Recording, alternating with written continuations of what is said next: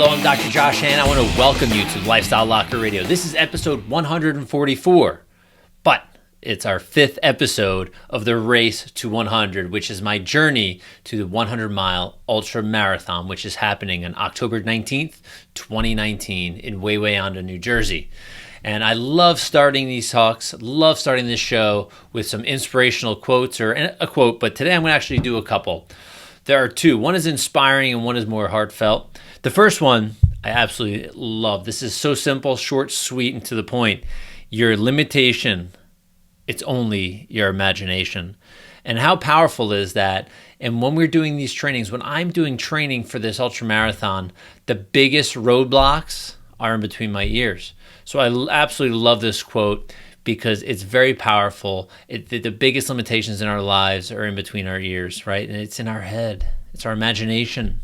Don't let our mind turn us down. The second quote is more of a heartfelt quote, and I think this is very powerful. Not a running quote, so to say, but it really, in my search for quotes, I really, really enjoyed this one. And it says this: never get tired of doing little things for others. Those little things occupy the biggest part of their hearts. Pretty cool, right? Sometimes they occupy the biggest parts of their hearts. So being a person that loves to give, being a person that loves to share, and that's the only reason I took up doing this second piece of Lifestyle Locker Radio is I just want to share my journey. And you know, for some of you, you're going to say, wow, this is the best stuff. I absolutely love this. And some of you are going to be like, why are you wasting your time? And you know what? Sometimes a little inspirational, motivational, educational storytelling, you know, this type of show, it may inspire you to do something different, do something better for yourself. Whether you're a runner or not, I think it's powerful. And I really want you to be the best and have the best life you possibly can. And I'm sharing me living my best life with you. So there are a couple things I want to go over this week. One is my training this past week. And for those of you that follow me on social media, that follow lifestylelocker.com, Facebook, me on Instagram, you saw that I was in the Bahamas for my 40th birthday. And the last episode of what do you call the Race to 100 was called This is 40. And so I was there for my 40th birthday. I packed all my training gear, ready to train hard. And in the Bahamas, we were staying at an all-inclusive resort on a beautiful beach, you know, absolutely spectacular. Water clear as your bathtub and almost warm as your bathtub. So awesome. And, you know, all the intentions of training every single day that I was there. And when we were there, I just want to tell you a little funny story. My wife tells me, you know, I hadn't trained in a couple days. And it was driving me a little crazy. I'm like, oh, I wish I was training. Why am I not training? What's going on? And she said Ellen DeGeneres, you know, in one of her stand-up comedy acts, I'm totally going to screw this up, but this is the gist of it.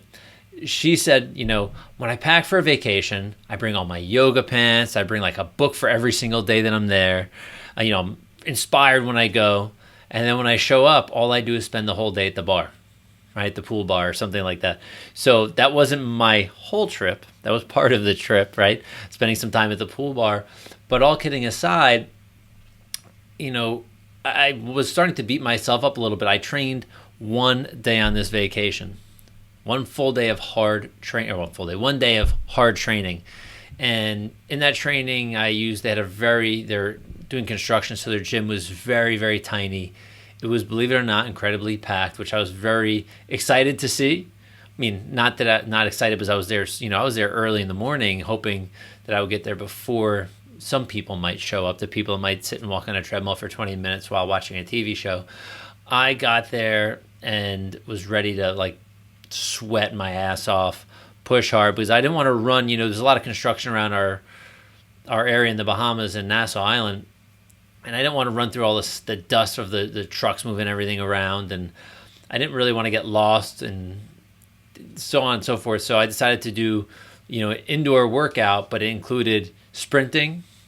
And to give you an idea, the humidity in the Bahamas was pretty high. Very awesome weather. But I'm already, you know, a couple hours into my day, hit the gym up early in the morning. and I am dying, sweating on the treadmill. I had no shirt on, running in my surf trunks, surf shorts, blazing away. And then I go and do my workout, and then back on the treadmill again, and then I leave. It felt great. Had an awesome morning. Felt good.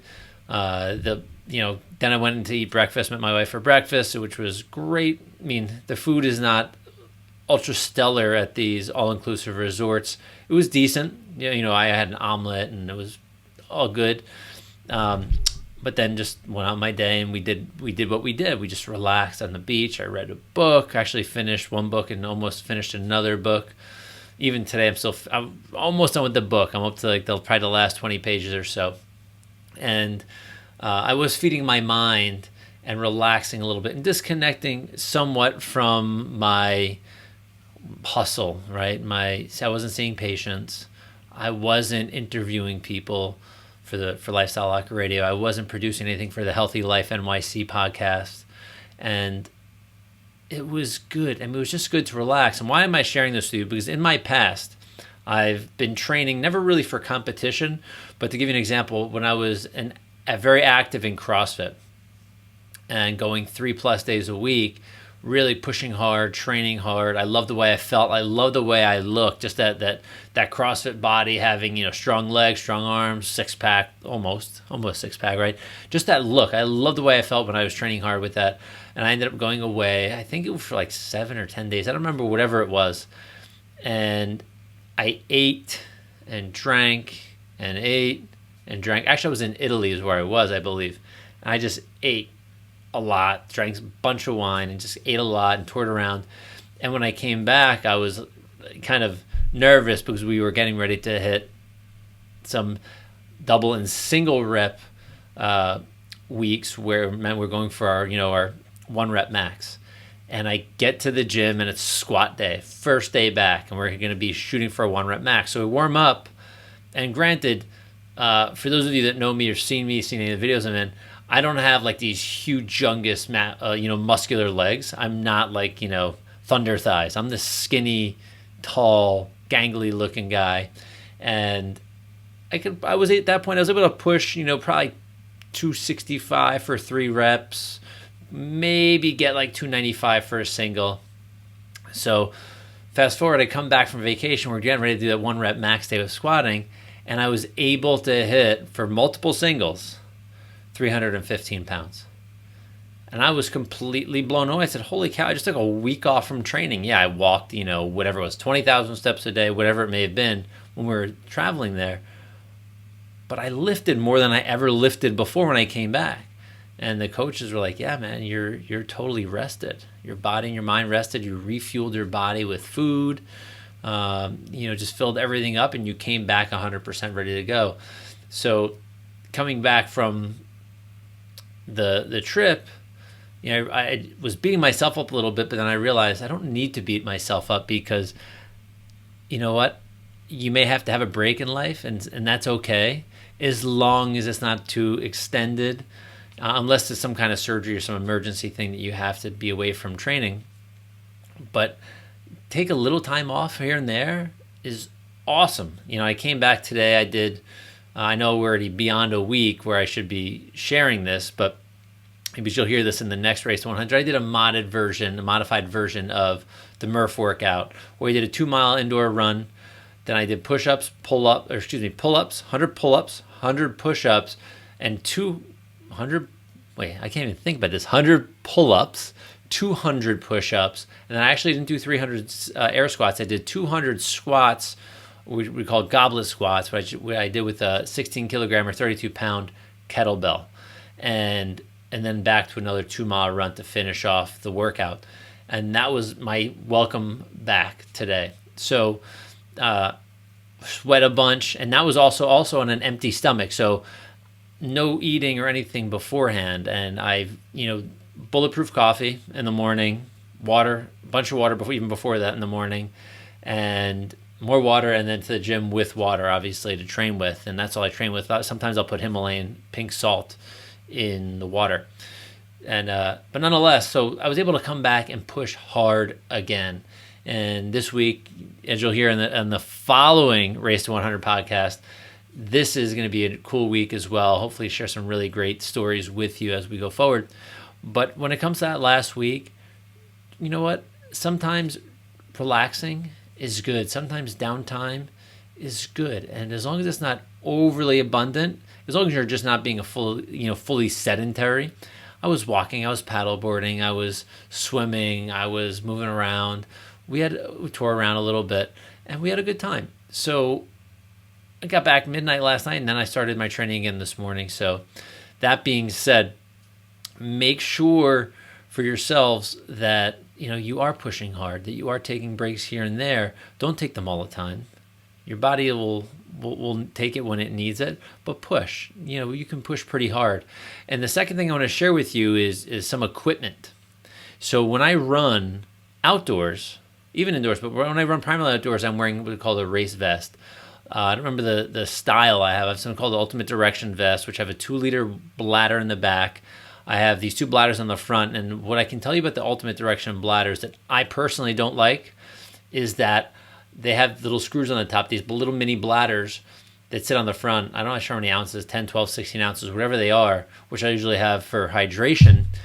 When I have them in here, they move up and down, like at my chest level, right above my nipples, right? So they're moving up and down when I'm running, and they end up actually scraping, like creating rips in my skin, and becomes raw and uncomfortable. So I haven't been running with those. I'm looking for a fix. I may try a Camelback brand little bladders in the front. But so I have this weight in the back, the bladder in the back, the 2 bladders in the front. And I usually have like reflective straps and stuff that are on the pack so people could see me when I'm on the road, even during the daytime. Run with either yellow glasses or a Prism Oakley lens cycling glasses, which are really big, which really show detail and everything and block me from getting like road debris or branches or leaves or anything in my eyes. Even though I do love getting vitamin D, in my eyes when I'm running from the sun, I do like to run in sunglasses just as a protective measure, not from the sun, but from stuff. And my shoes, so I've been running in Ultra, A-L-T-R-A, Ultra shoes, if that's how you say it. And I bought a new pair of shoes recently. They're called the Duo, the Ultra Duo, which are awesome, I think they're lighter than my cell phone.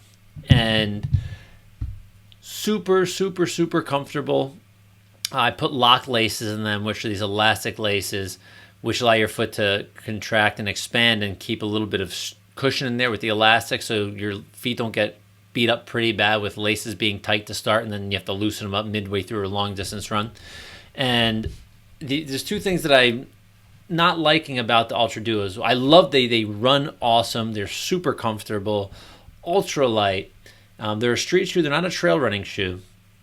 But there's 2 things that I haven't liked. With the lock laces, the tongue of the shoe is so paper thin that the round portion of the lock laces actually irritates the bone on the top of my foot on my right shoe.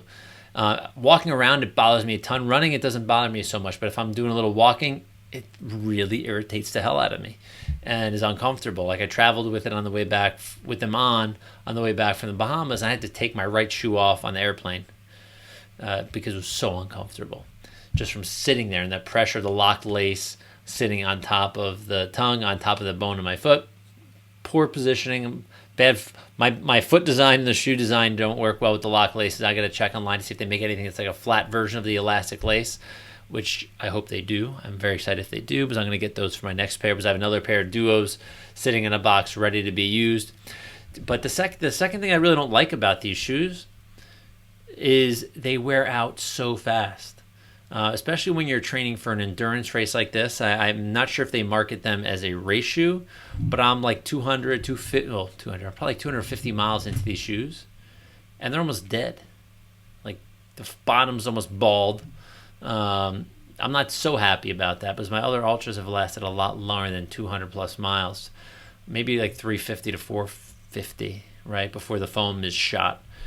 But the bottoms always have lasted pretty good. But then again, I've been running on a trail shoe, which I've been doing some mixed running, trail and street, where this is probably 70% street, 30% trail on these. The shoe wears out super, super fast. So if you're listening, guys, gals, help me out here. These shoes are awesome, but they wear out way too fast. But otherwise, if you need a race shoe, these shoes are completely awesome. And I wanted to share the shoe with you because the brand itself, I absolutely love. They have this really cool, like, wide toe box that allows your feet to sit in a more natural position. It's got 0 drop.